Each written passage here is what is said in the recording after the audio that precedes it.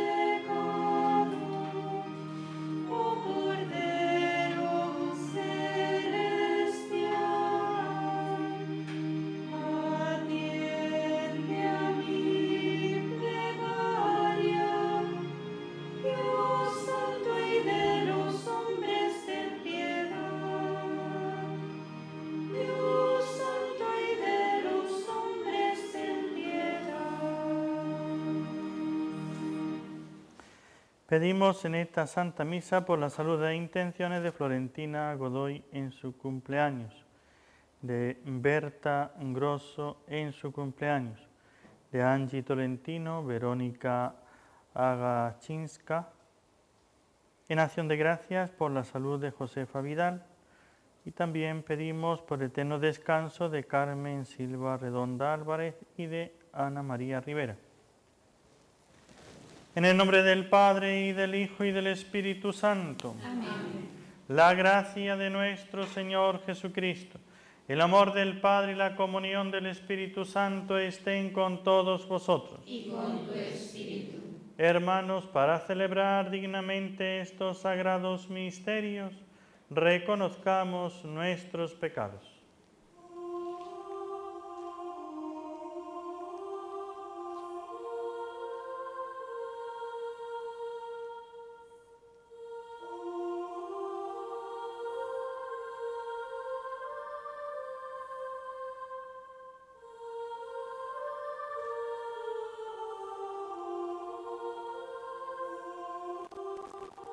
Yo confieso ante Dios Todopoderoso y ante vosotros, hermanos, que he pecado mucho de pensamiento, palabra, obra y omisión, por mi culpa, por mi gran culpa.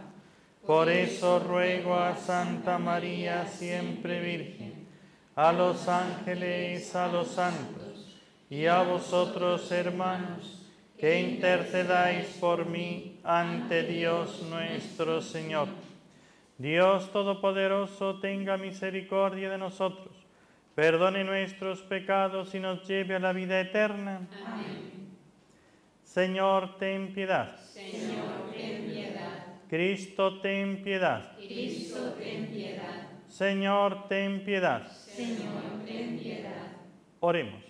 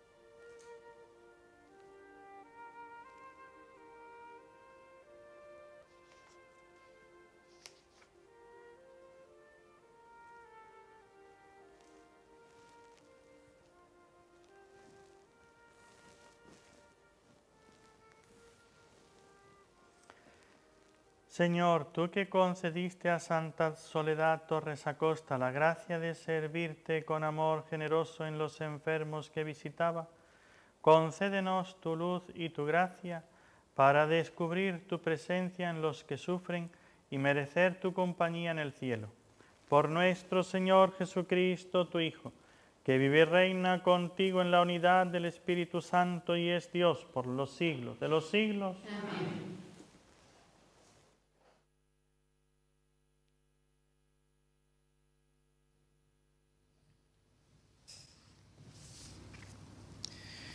Lectura de la carta del apóstol San Pablo a los Gálatas.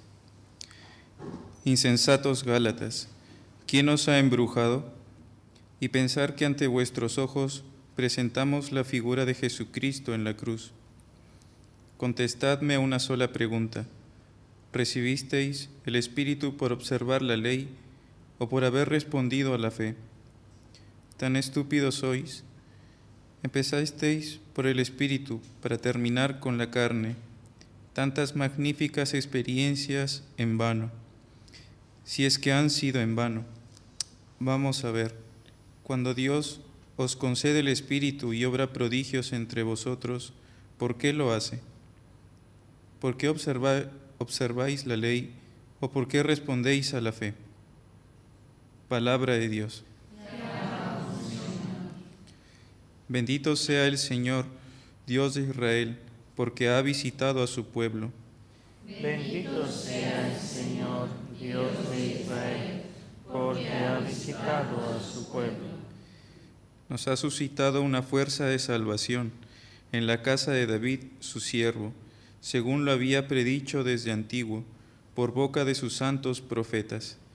Bendito sea el Señor, Dios de Israel, porque ha visitado a su pueblo. Es la salvación que nos libra de nuestros enemigos y de la mano de todos los que nos odian, realizando la misericordia que tuvo con nuestros padres, recordando su santa alianza. Bendito sea el Señor, Dios de Israel, porque ha visitado a su pueblo. Y el juramento que juró a nuestro padre Abraham, para concedernos que libres de temor, arrancados de la mano de los enemigos, le sirvamos con santidad y justicia en su presencia todos nuestros días. Bendito sea el Señor, Dios de Israel, porque ha visitado a su pueblo. Aleluya. Ábrenos el corazón, Señor, para que aceptemos las palabras de tu Hijo. Aleluya.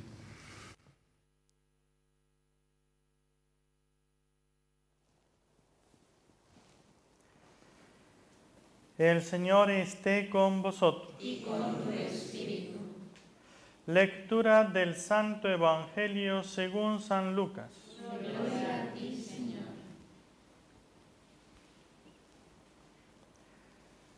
Si alguno, en aquel tiempo dijo Jesús a los discípulos, si alguno de vosotros tiene un amigo y viene durante la medianoche para decirle, amigo, préstame 3 panes, pues uno de mis amigos ha venido de viaje y no tengo nada que ofrecerle.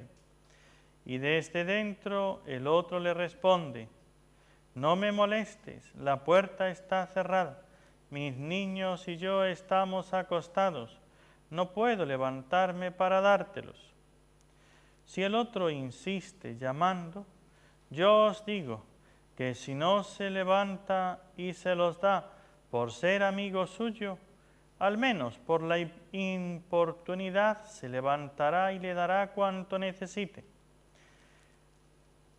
Pues así os digo a vosotros, pedid y se os dará, buscad y hallaréis, llamad y se os abrirá, porque quien pide recibe, quien busca halla y al que llama se le abre. ¿Qué padre entre vosotros cuando el hijo le pide pan le dará una piedra? ¿O si le pide un pez le dará una serpiente? ¿O si le pide un huevo le dará un escorpión? Si vosotros pues que sois malos sabéis dar cosas buenas a vuestros hijos, ¿cuánto más vuestro Padre Celestial dará el Espíritu Santo a los que se lo piden. Palabra del Señor. Gloria a ti, Señor Jesús.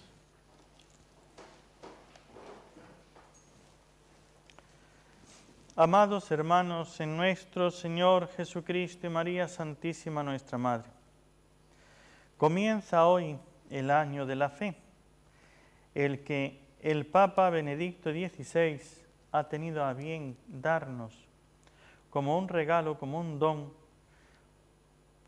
en este cumpleaños del Concilio Vaticano II, ya que hoy es el aniversario de los 50 años de la apertura del Concilio Vaticano II.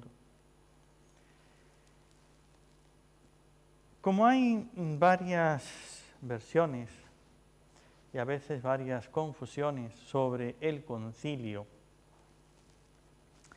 hoy no voy a hablar del Concilio Vaticano, voy a hablar de la historia universal, porque para que se entienda el Concilio Vaticano hay que ponerse primero en un momento y ver la historia completa. Si miramos al Concilio Vaticano y a lo que sucede después, y un antes y un después, algunos se pueden confundir bastante, pensando que esto ya no, ahora ya esto de una manera, antes era así, ahora ya de otra manera, ya eso no, allá es así, y con eso perdemos un poco la noción. Si miramos la historia universal, la historia de la humanidad tiene un punto, un eje, un centro, que divide toda la historia en un antes y un después. Se llama Jesucristo. Todo lo que sucedió antes de Jesucristo es preparando la venida de Jesucristo. Y todo lo que sucedió y lo que suceda después tiene ese punto, ese centro, ese eje, y no va a cambiar. Es la venida del Hijo de Dios, y el Hijo de Dios ha marcado la historia. Y a partir de ahí, todo hay que entenderlo desde el Hijo de Dios. No se puede entender desde otro punto de vista. Es perder la noción de la historia del tiempo y de los hombres. Ahora vámonos al Antiguo Testamento. Ay, padre, pues sí que eso a usted lejos. Pues no me voy al Antiguo Testamento, me voy todavía al principio, a Adán. Si ustedes se dan cuenta, la religiosidad de Adán es muy distinta de la de todos los demás. Porque si leemos el Génesis, las primeras palabras, resulta que Adán no tenía fe en Dios. ¿Que no? No. ¿Por qué? Porque Adán veía a Dios. Y el que ve no tiene fe, tiene visión, que es otra cosa, y es más.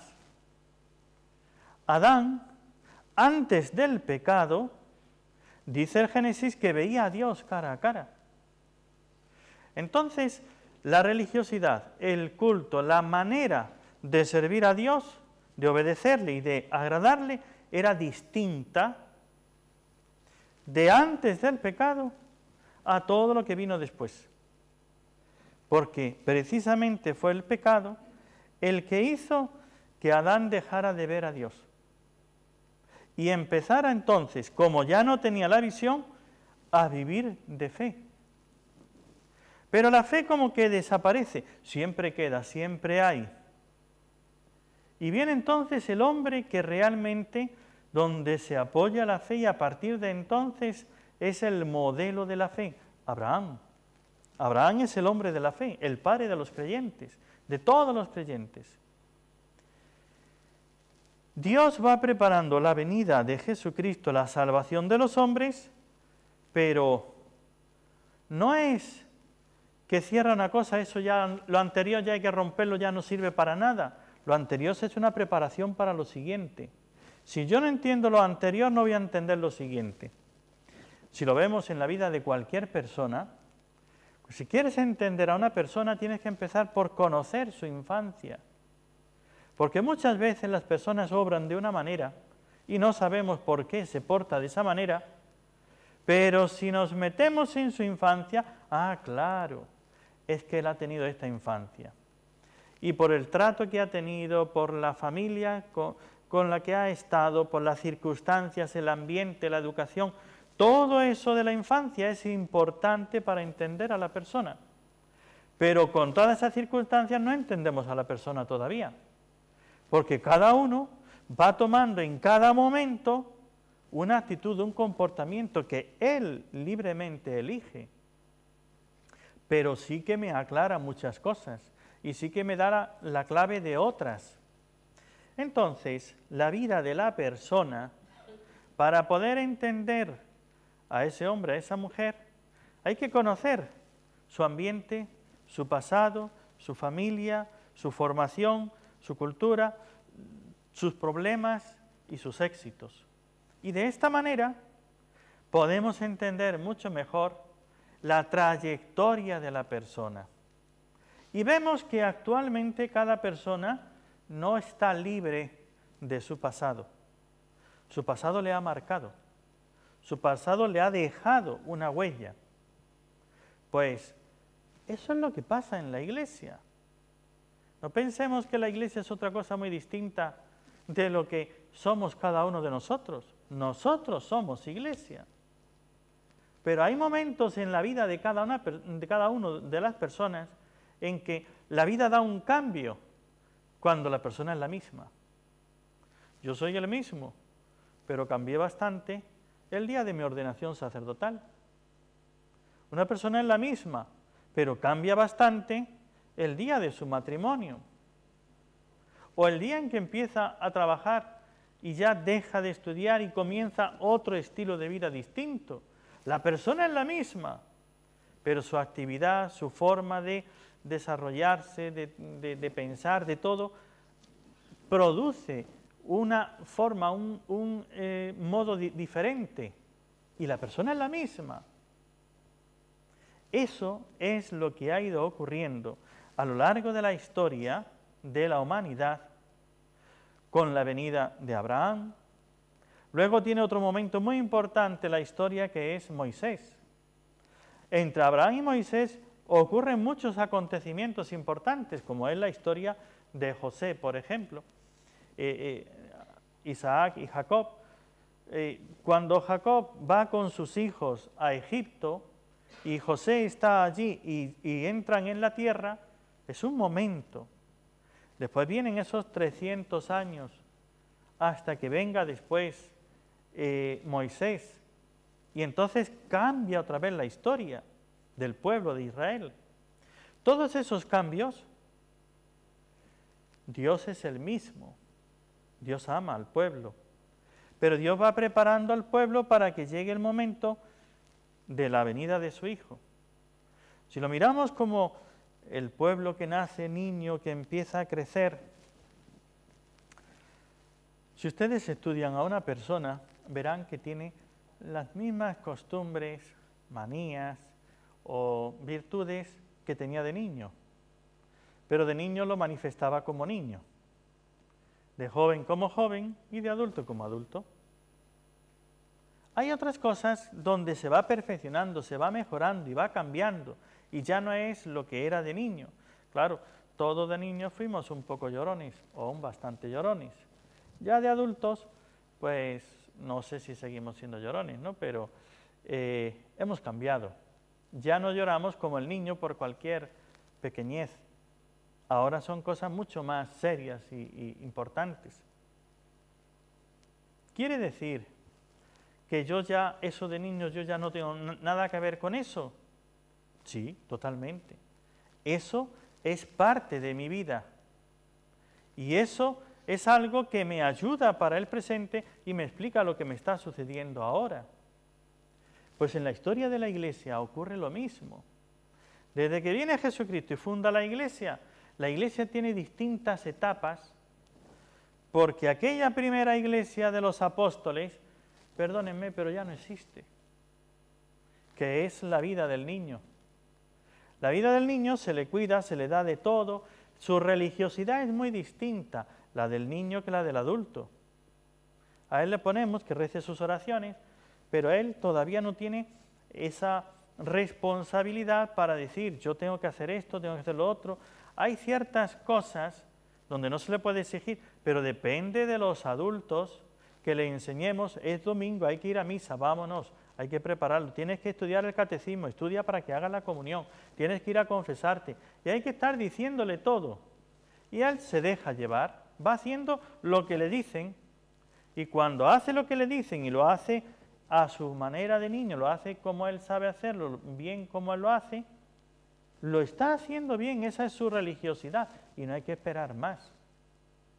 Hay que dejar que crezca, después ya vendrán otras cosas.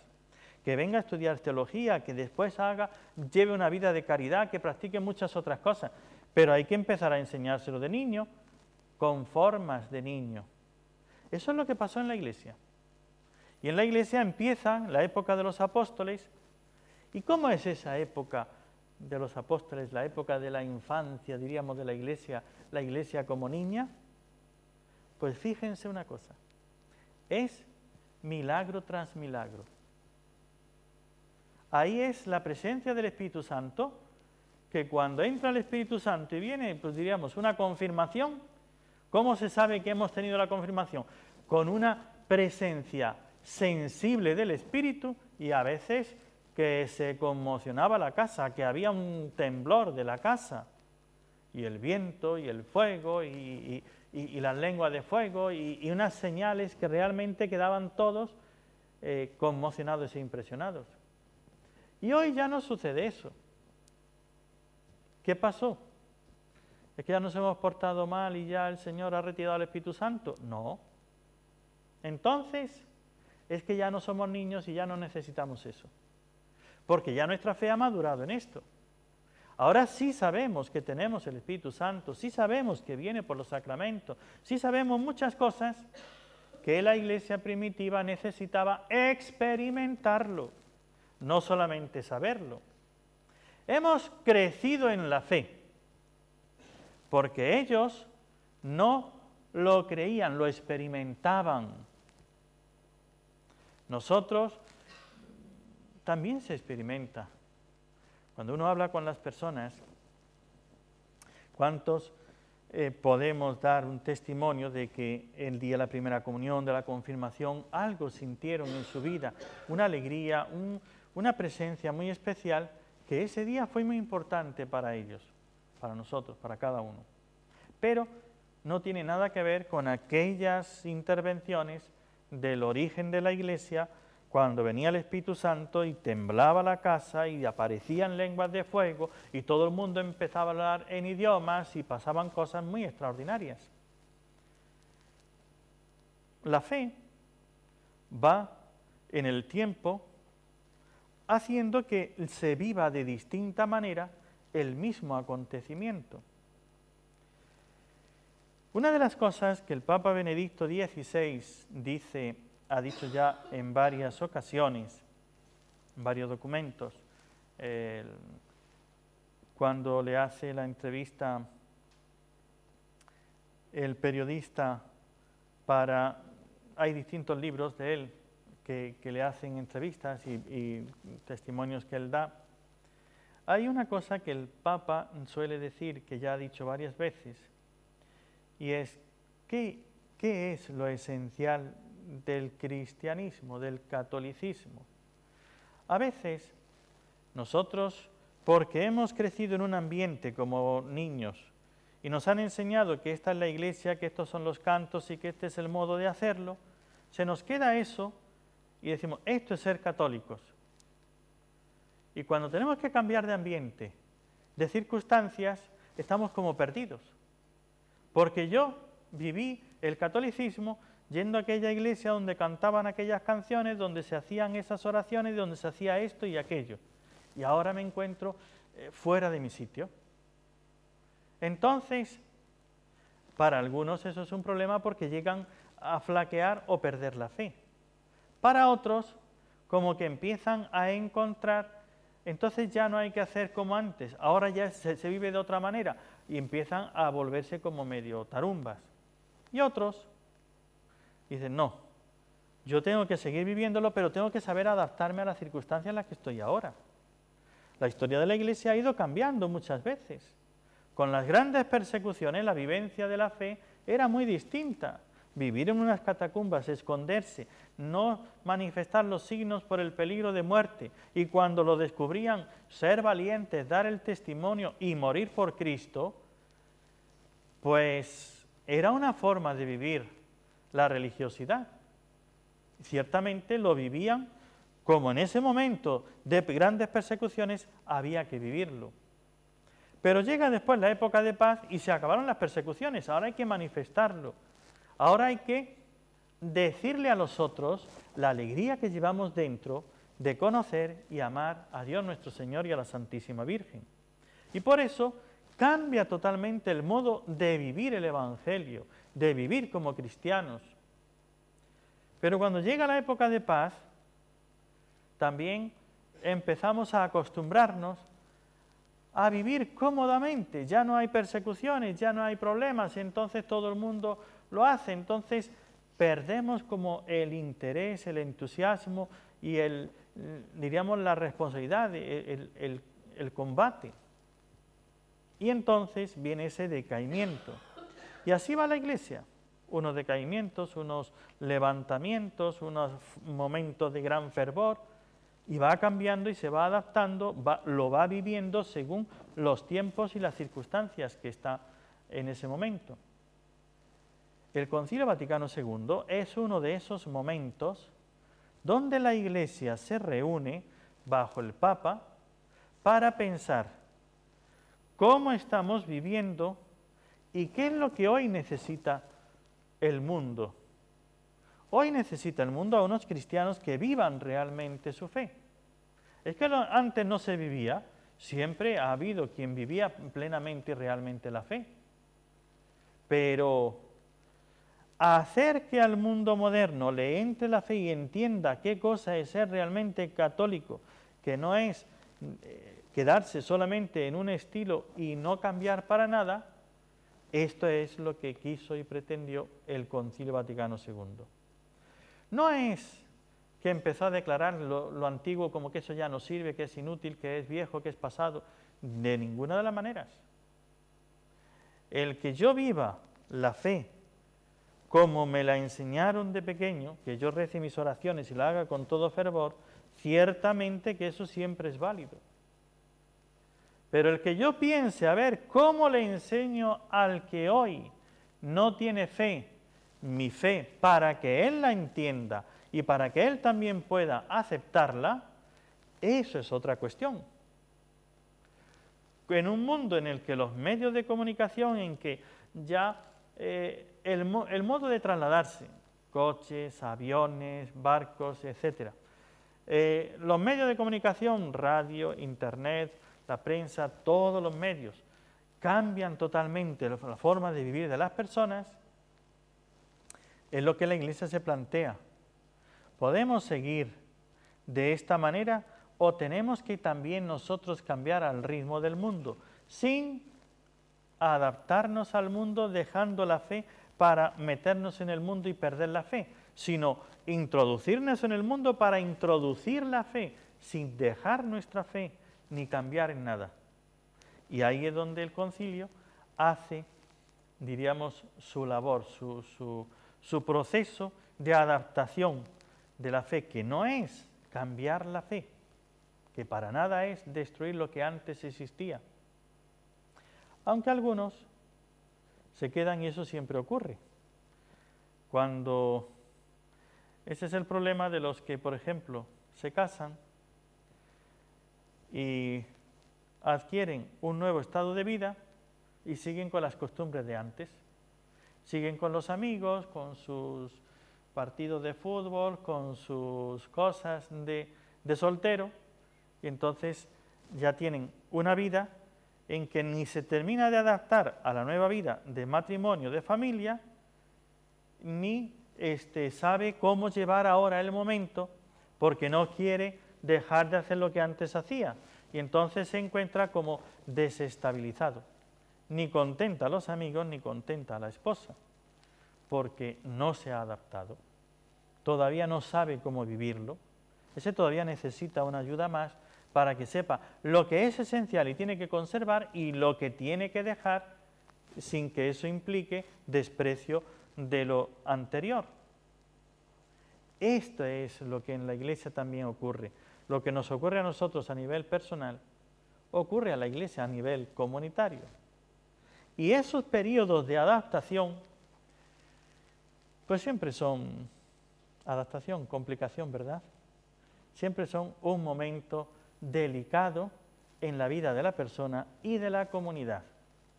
Un momento de adaptación cuando los esposos, cuando una persona se echa novio o novia, entonces adaptarse los amigos con la nueva vida, los novios, el novio, la novia, de tal manera que sin dejar una cosa empieza a llevar otra que es distinta, pero que es un proceso.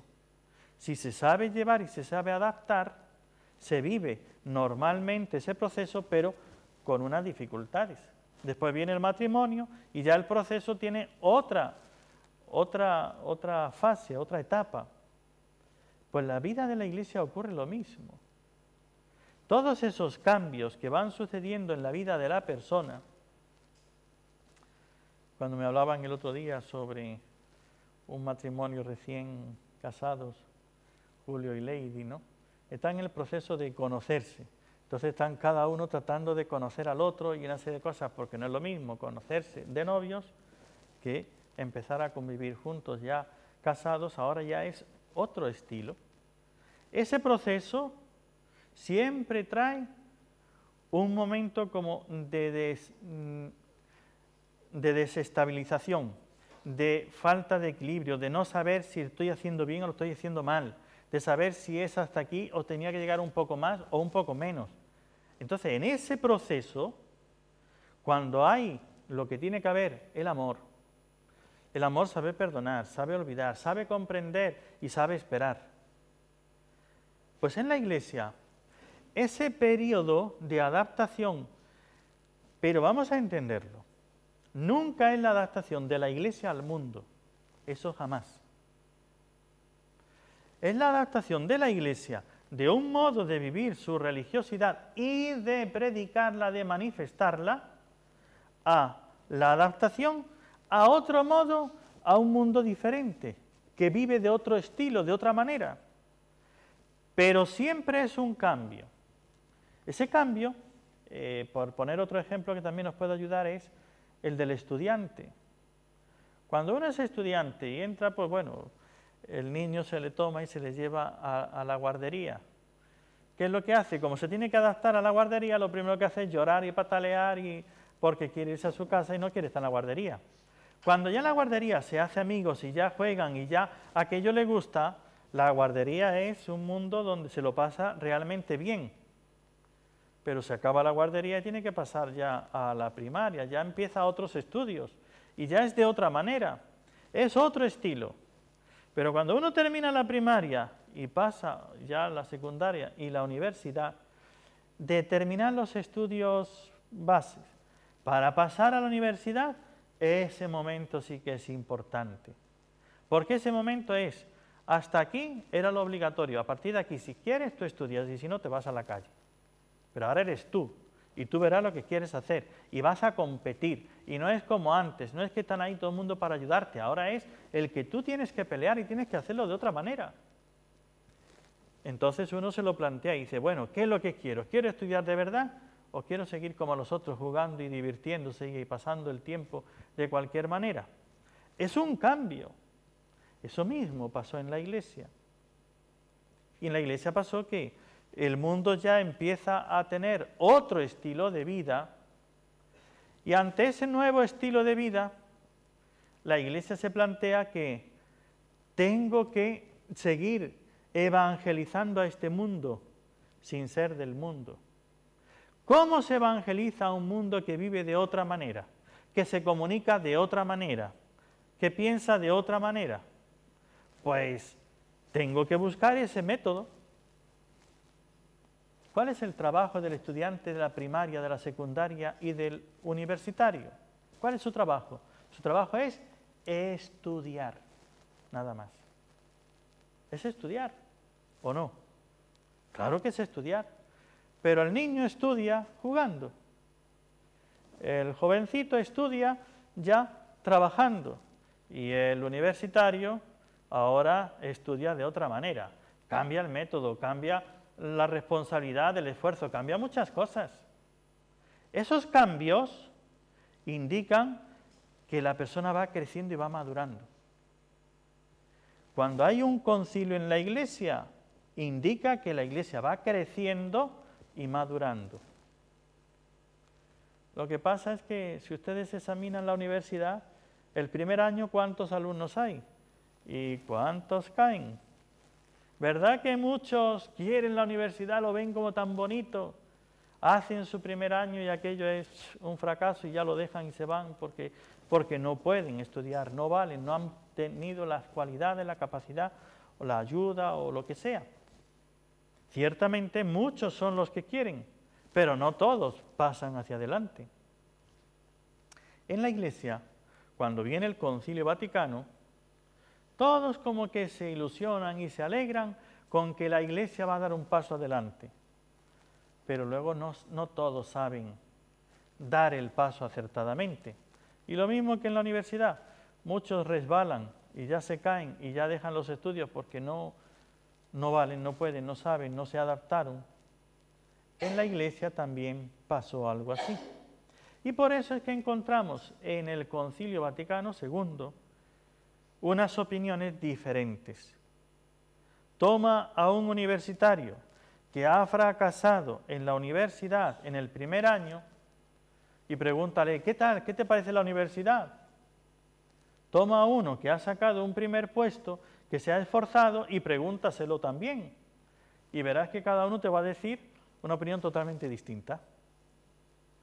Ah, es que son dos universidades distintas, aquella es la universidad mala y esta es la universidad buena. No, es la misma universidad y el mismo estudio y los mismos profesores y los mismos libros. Entonces, ¿cómo es posible que uno me diga una cosa y otro otra cosa tan distinta? Porque lo han vivido de modo distinto. Porque no han podido superar esa etapa o la han superado perfectamente. Por eso ustedes van a encontrar críticas contra el Concilio Vaticano II destructivas. Eso es, la Iglesia ya cortó con toda la historia, la Iglesia ya ha caído en la herejía, ya la Iglesia está perdida, eso ya dejó de ser Iglesia, esto antiguo es lo que vale y esto antiguo es lo que se queda y nada más. Y ahí quedó la Iglesia, ya esto demás es un error. Esos son los que no han sabido entender. Habrá otros que tampoco han sabido entender y que han hecho las cosas de otra manera, porque tampoco lo entendieron, se fueron por otro lado. Y habrá otros que dirán, ¿y esto cómo sabemos quiénes son los que dicen lo que realmente es el Concilio Vaticano II? ¿Quieren que le diga a dónde acudir para saber qué es lo que realmente es y ha hecho el Concilio Vaticano II? Pues es muy sencillo. Igual que siempre en la Iglesia, a los santos. Los que han vivido y les ha ayudado a crecer en santidad, esos son los que han entendido el Concilio Vaticano II. Entonces busca a los santos, que hoy día los hay, y ahí tienes Juan Pablo II, estamos esperando la canonización, y ya está haciendo milagros. Madre Teresa de Calcuta, y tantos otros, unos canonizados, otros beatificados, y otros en proceso, y otros que no están siquiera en proceso todavía. Padre Molina, hermana Josefina y demás. Son tantos los que sí han sabido entender el concilio y saben qué es lo que quiere el concilio, cómo la Iglesia hoy va a evangelizar a todas las naciones. Este es el proceso para llegar a entender un poco lo que es el concilio. Me falta hablar del Espíritu Santo, de antes y después, etcétera, ¿no? Porque la historia no se puede resumir en 15 minutos, sin saltarse unas cuantas cosas, me refiero. Ya con esto, hoy es el 50 aniversario del inicio del Concilio Vaticano II. Ya con esto podemos ver que es una continuidad, pero un momento importante en la Iglesia, y que el fruto del Concilio Vaticano II no fue un despiste de los obispos, sino una acción del Espíritu Santo de meter Ya falta tiempo, pero mire, tengan esto en cuenta. Cuando uno empieza a estudiar su fe, ¿saben cuándo uno llega a aprenderla de verdad? Cuando se hace catequista y se la enseña a los demás. Ahí es cuando uno sabe realmente lo que él sabe. Porque yo estudio muchas cosas. Si no se las enseño a los demás, me creo que sé. Pero a la hora de expresarme, ahí es donde ya veo cómo está mi estructura mental, si lo he aprendido bien, si lo tengo asimilado, si he comprendido el núcleo, si sé dónde están las dificultades, si sé todo, enseñándolo. Enseñen ustedes la fe a otros, pónganse de catequistas y verán ustedes cuánto es lo que saben de su fe. Pues aquí es donde nosotros tenemos que pedirle hoy. La Iglesia nos dio el Concilio Vaticano II, pero Juan Pablo II, Benedicto XVI estuvieron en el Concilio Vaticano II y ellos nos dieron cuál es la verdadera interpretación de ese concilio. Por eso yo les invito a seguir al Papa Benedicto XVI, las enseñanzas de Juan Pablo II y la enseñanza de Benedicto XVI sobre el Concilio Vaticano II para hacerse una idea más clara de qué es lo que el concilio promovió.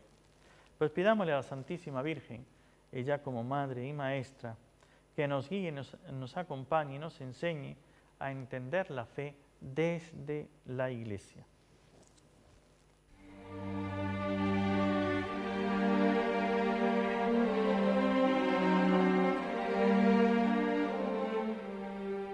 Reflexionemos brevemente sobre el Evangelio que acabamos de escuchar. Pensemos en la aplicación práctica de este Evangelio a nuestra propia vida.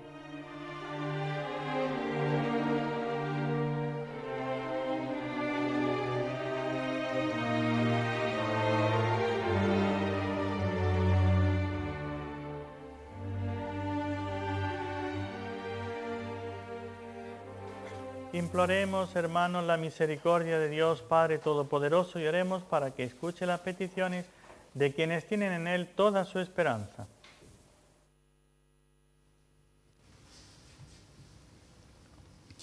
Por los obispos, sacerdotes y religiosos de la Santa Iglesia, para que correspondan a su ministerio con una vida santa, roguemos al Señor.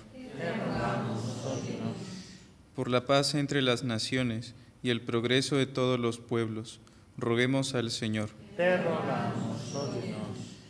Por los enfermos, los impedidos, los ancianos y cuantos no han podido venir a nuestra celebración, para que presentes en espíritu obtengan los bienes de Dios, roguemos al Señor. Te rogamos, oh Dios.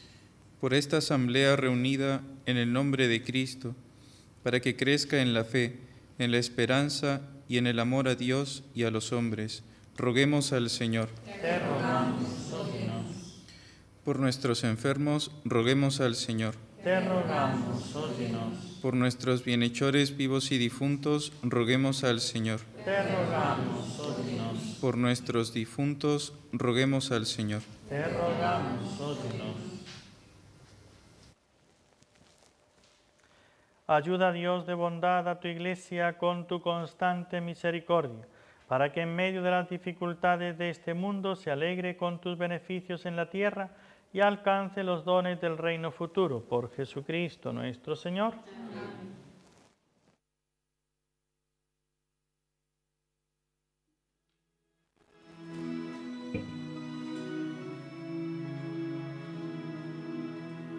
Ahora el sacerdote se dispone a presentar las ofrendas, pan y vino, ante el altar.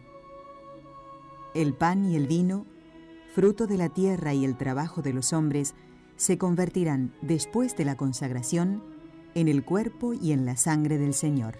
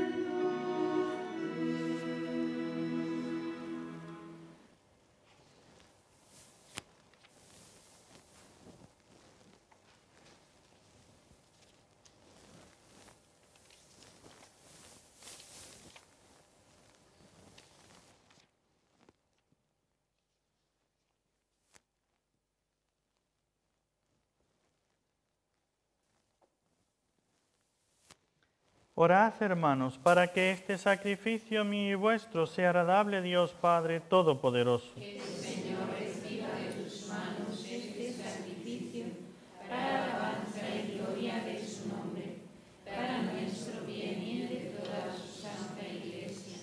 Señor, te proclamamos admirable en tu Virgen Santa Soledad Torres Acosta, y humildemente rogamos a tu divina majestad que, así como te complaces en los méritos de esta Virgen, aceptes igualmente complacido el culto que tu pueblo te tributa. Por Jesucristo nuestro Señor. Amén.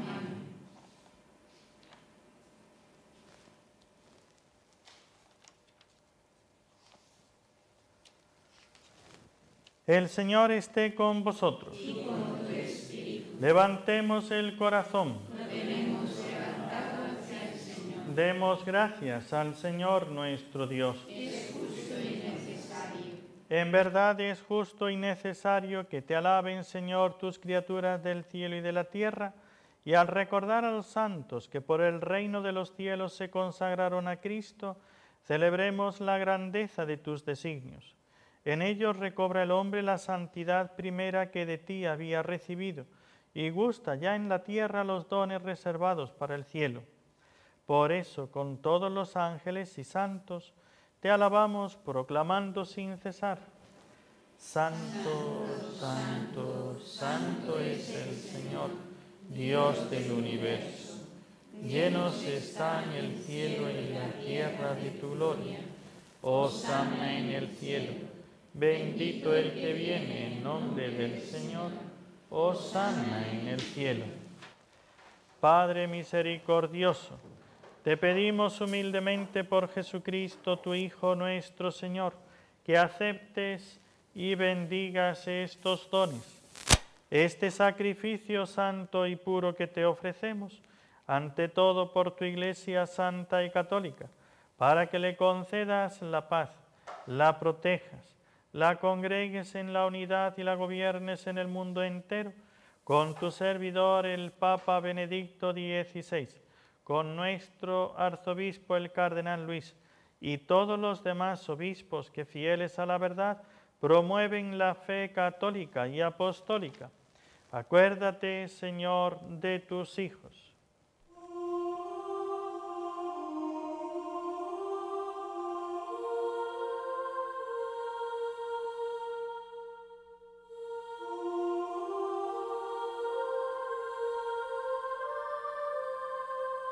Y de todos los aquí reunidos, cuya fe y entrega bien conoces, por ellos y todos los suyos, por el perdón de sus pecados y la salvación que esperan, te ofrecemos, y ellos mismos te ofrecen, este sacrificio de alabanza a ti, eterno Dios, vivo y verdadero.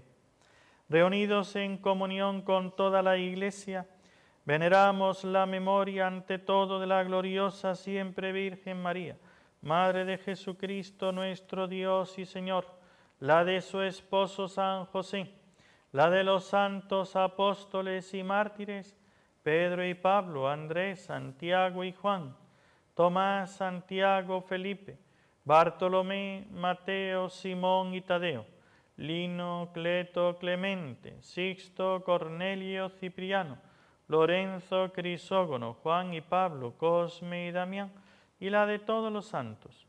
Por sus méritos y oraciones, concédenos en todo tu protección, por Cristo nuestro Señor. Amén. Acepta, Señor, en tu bondad esta ofrenda de tus siervos y de toda tu familia santa. Ordena en tu paz nuestros días, líbranos de la condenación eterna y cuéntanos entre tus elegidos, por Cristo nuestro Señor. Amén. Bendice y santifica, oh Padre, esta ofrenda, haciéndola perfecta, espiritual y digna de ti, de manera que sea para nosotros cuerpo y sangre de tu Hijo amado, Jesucristo nuestro Señor, el cual, la víspera de su pasión, tomó pan en sus santas y venerables manos, y elevando los ojos al cielo, hacia ti, Dios, Padre suyo todopoderoso, dando gracias, te bendijo, lo partió y lo dio a sus discípulos diciendo: Tomad y comed todos de él, porque esto es mi cuerpo que será entregado por vosotros.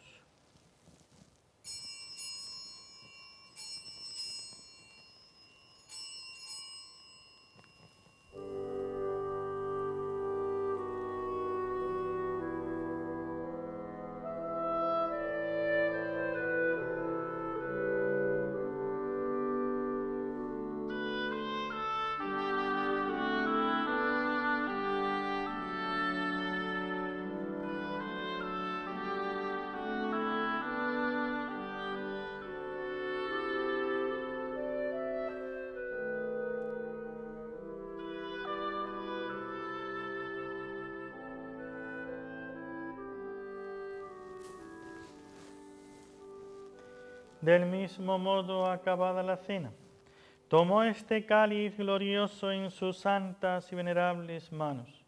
Dando gracias, te bendijo y lo dio a sus discípulos diciendo: Tomad y bebed todos de él, porque este es el cáliz de mi sangre, sangre de la alianza nueva y eterna, que será derramada por vosotros y por todos los hombres para el perdón de los pecados.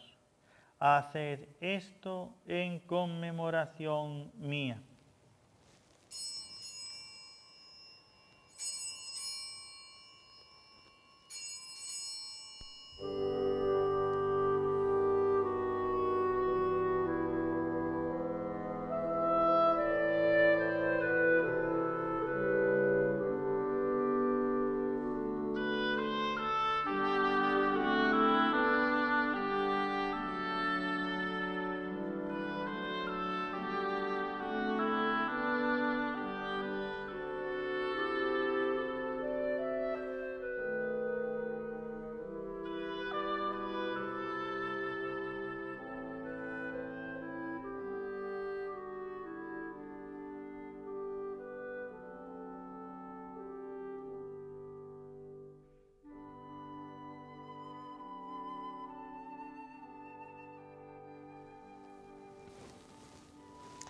Este es el sacramento de nuestra fe. Anunciamos tu muerte y proclamamos tu resurrección. Ven, Señor Jesús.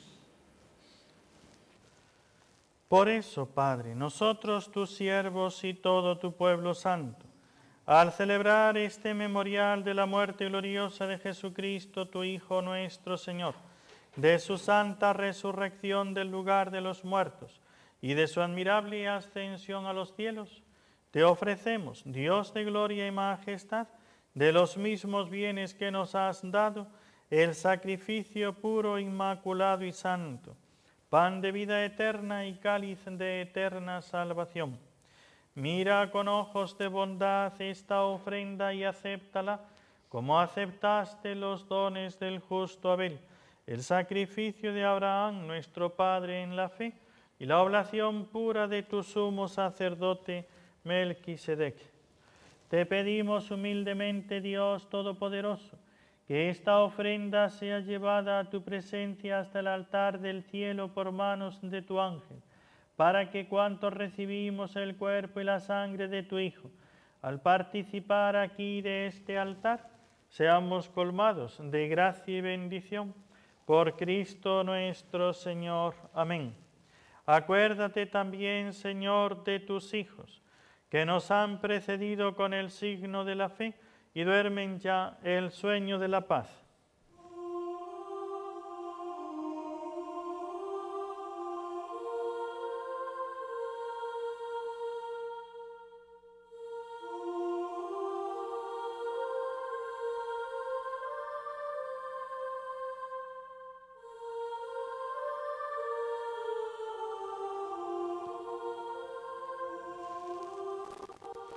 A ellos, Señor, y a cuantos descansan en Cristo, concédeles el lugar del consuelo, de la luz y de la paz, por Cristo nuestro Señor. Amén.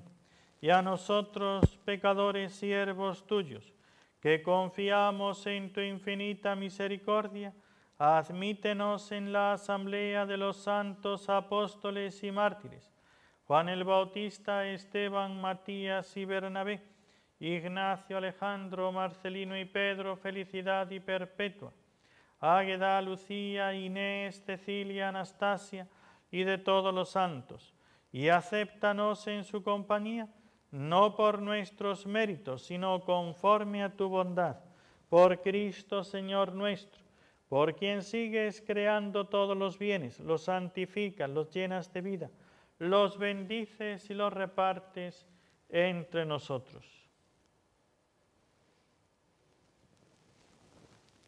Por Cristo, con Él y en Él, a ti Dios Padre Omnipotente, en la unidad del Espíritu Santo, todo honor y toda gloria por los siglos de los siglos. Amén.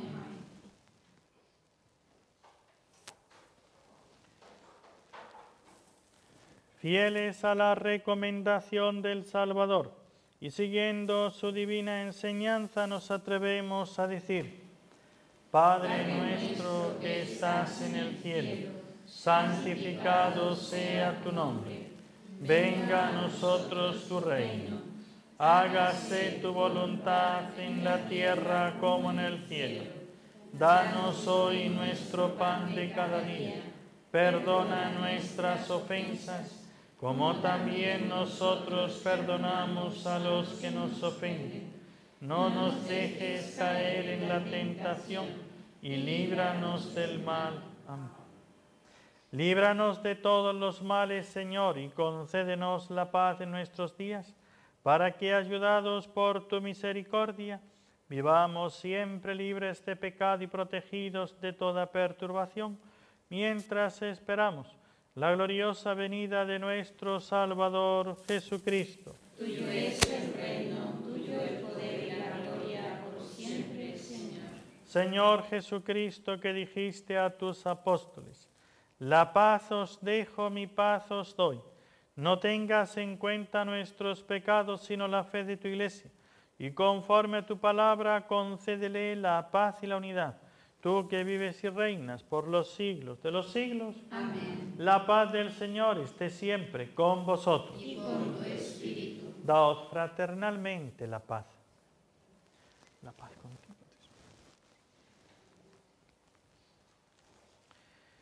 Cordero de Dios, que quitas el pecado del mundo, ten piedad de nosotros. Cordero de Dios, que quitas el pecado del mundo, ten piedad de nosotros. Cordero de Dios, que quitas el pecado del mundo, danos la paz.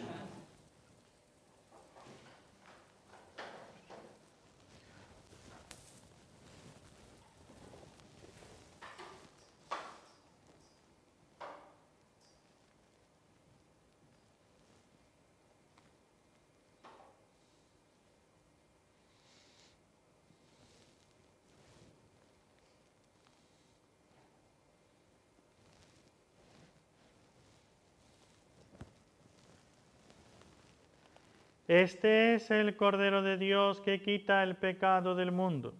Dichosos los invitados a la cena del Señor. Señor, no soy digno de que entres en mi casa, pero una palabra tuya bastará para sanarme.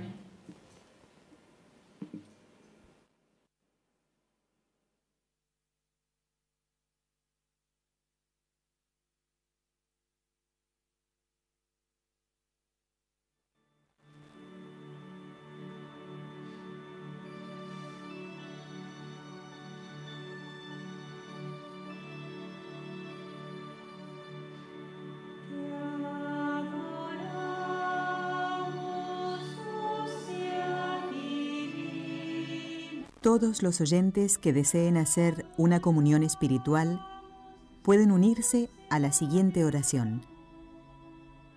Creo, Señor Jesús, que estás presente en el Santísimo Sacramento. Me pesa de verdad haberte ofendido. Te amo sobre todas las cosas y deseo con ardor recibirte. Pero ya que no puedo hacerlo ahora sacramentalmente, ven al menos espiritualmente a mi corazón. Quédate conmigo y no permitas que jamás me aparte de ti.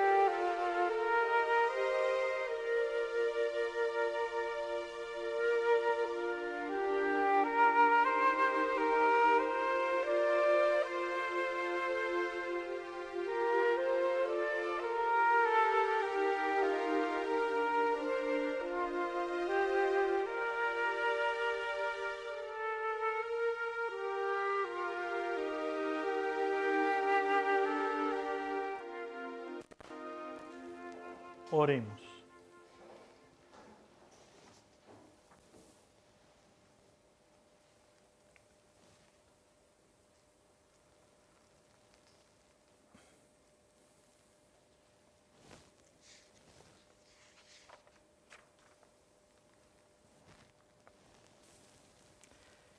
Señor, fortalecidos con tu Eucaristía, te pedimos que a ejemplo de Santa Soledad Torres Acosta, llevemos en nuestro cuerpo la muerte de Cristo y nuestra vida sea un esfuerzo continuo por unirnos cada vez más a ti. Por Jesucristo nuestro Señor. Amén. El Señor esté con vosotros. Y con tu espíritu. La bendición de Dios Todopoderoso, Padre, Hijo y Espíritu Santo, descienda sobre vosotros. Amén. Podéis ir en paz. Demos gracias a Dios.